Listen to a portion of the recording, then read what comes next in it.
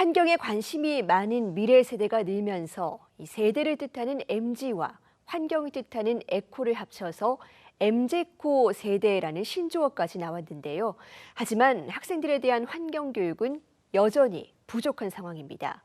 이런 가운데 한 환경단체가 국내에서 처음으로 기후 환경에 대한 지식을 측정하는 기후 수학 능력 시험을 마련했습니다. 취재 기자가 직접 현장을 다녀왔는데요. 먼저 영상부터 보고 오겠습니다.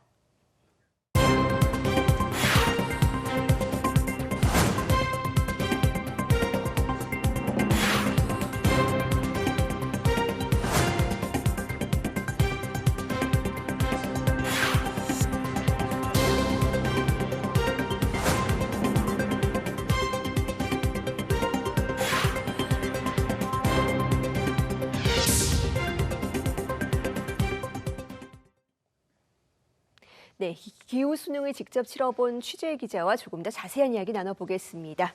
자, 황대훈 기자, 네. 학생들이 치른 기후 수능 모의 시험을 직접 치르고 왔는데 그렇습니다. 이 시험장 분위기 어땠습니까? 네, 학생들이 60분 동안 40문제를 풀었습니다. 이게 수능에서 사회과목 2과목에 해당하는 분량이죠.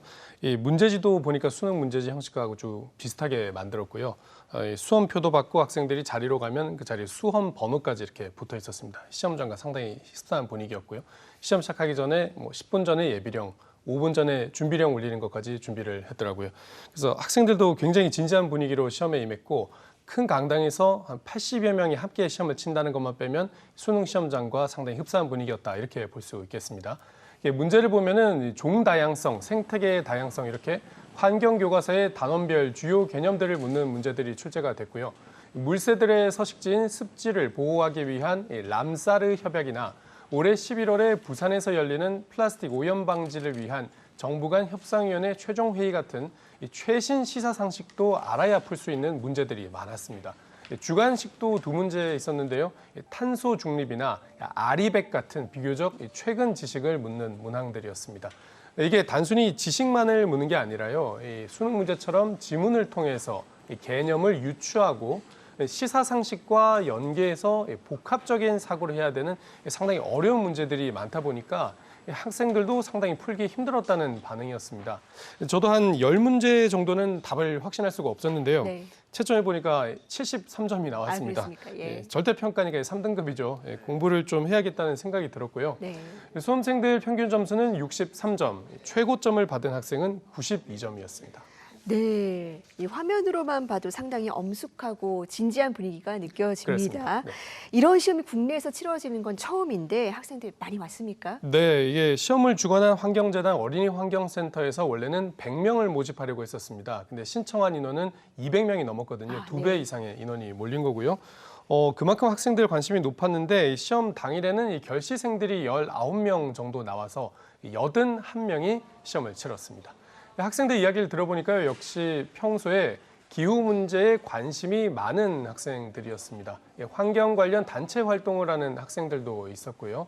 지방에서 서울까지 시험을 치러 온 학생도 봤습니다.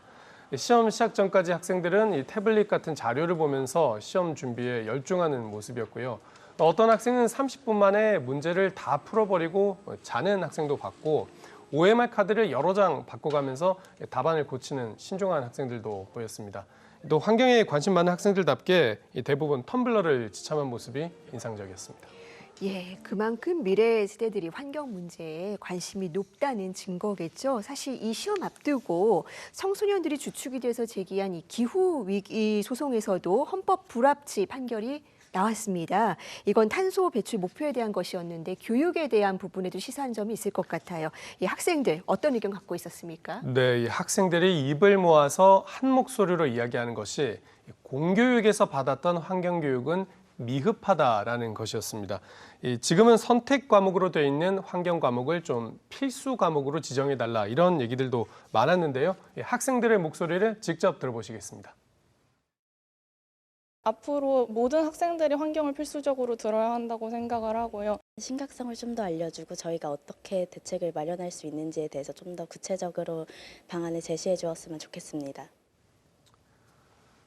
네, 수업 내용에 있어서도 좀 더 실질적인 환경 교육이 필요하다는 의견도 많았습니다. 교과서의 개념을 단순 암기하는 주입식 교육보다는 좀 더 실제 환경 문제를 해결할 수 있는 역량을 길러주는 프로젝트 수업을 선호한다고 했습니다.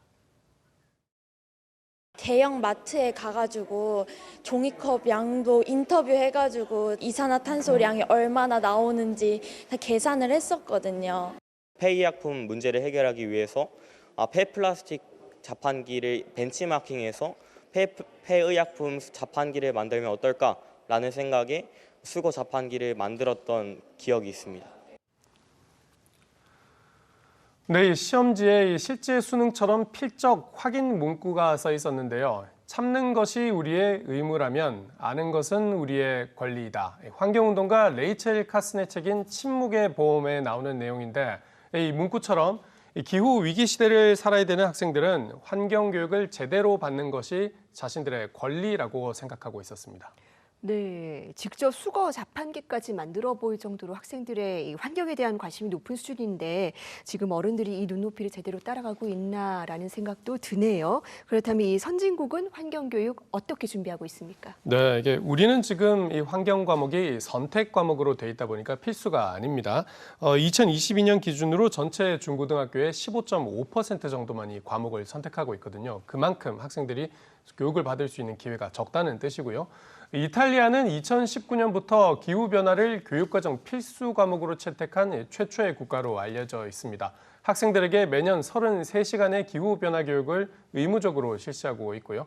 스웨덴 같은 경우에는 여러 교과목에 걸쳐서 기후변화에 대한 통합교육을 시행하고 NGO들과 협력해서 학생들에게 교육 자료도 제공을 하고 있습니다.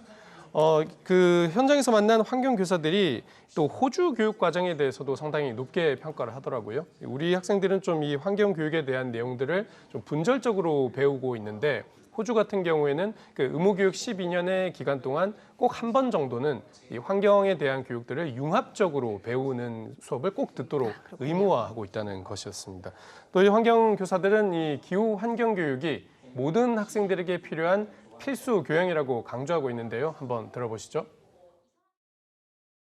내가 물건을 만드는 제조자가 되는 꿈이 있는 친구라고 할지언정 지구를 살리는 직업인이 되어야 하는 게 현재의 모든 직업인에게 요구되는 자세입니다.